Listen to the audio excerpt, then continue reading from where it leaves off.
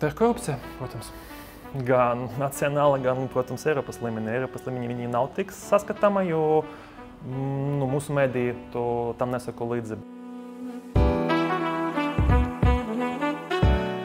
Mani sauc Sergejs Parvatkins, esmu jurists pēc izglītības, maz praktizējušs, vairāk nodarbojos ar sabiedriskām lietām, pasākumu organizators, uzņēmējs, strādāju ar dažādiem komunām un subkultūram. Mani kolēģi laikam mani ciena, jo diezgan daudz kolēģi ar mani strādā gan kā darbinieki, gan kā brīvprātīgi, gan kā citu organizāciju vadītāji. Ģimene ar mieru. Ģimenei patīk, ko es daru, kā es viņus atbalstu un viņi mani atbalsta. Kopš skolas sola sekoju līdzi, kas notiek gan valstī, gan pasaulē. Bērnībā bija divas izvēles, kur iet studēt. Vai nu vēsturē, vai nu jurisprudenci. Jurisprudenci. Daudzi pasniedzēji bija arī aktīvi politiskas personas. Un salīdzinot, ko es esmu lasījis plaši medijos un redzu realitāte, parādījās tad sajūta, ka nav taisnība visam, kas ir rakstīts. Un parādījās vēlmā kaut ko arī darīt lietas labā.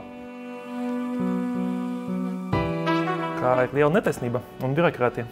Tas, manuprāt, ir lielākas problēmas gan pilsēta, gan valstī, gan pasaulē. Un te ir tieši politika to var ietekmēt. Un vēlams, protams, kā izmainīt.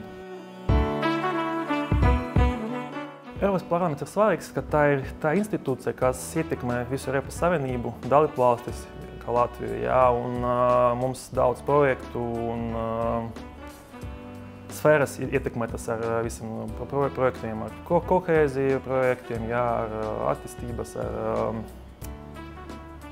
kultūras jomu, visas jomas ir ietekmētas. Jā, mums ir nacionālais budžets, bet arī ir Eiropas finansējums, kas ir, protams, daudz institūcijas Eiropā, kas novirza tos budžetus, bet Eiropas parlaments ir tā izvēlēta institūcija, kā pārstāv sabiedrību.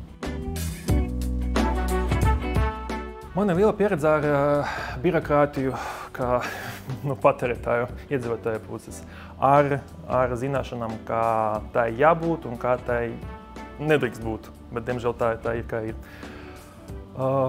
Manas zināšanas ir lielākoties teoretiskas no iekšienes, bet, manuprāt, tā ir kompetence, lai virzītu politiku un institūciju darbu tā, kā jābūt, nevis tā, kā viņa šobrīd ir. Tā ir korupcija, protams.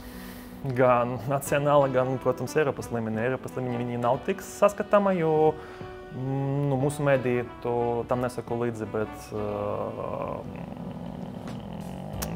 tā pati drošība, kā pieņem lēmumus, cik, es domāju par karu Ukrainu. Jā, protams, viss tik bremzēts ar citām dalību valstīm.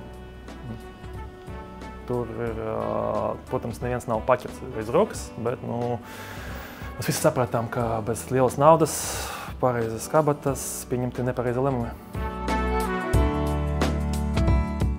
Progresīvi ir tas spēks, kas pārstāv diezgan lielu demogrāfiju, Eiropas noskaņotu, un tas ir labākais ceļš uz labāko Eiropu.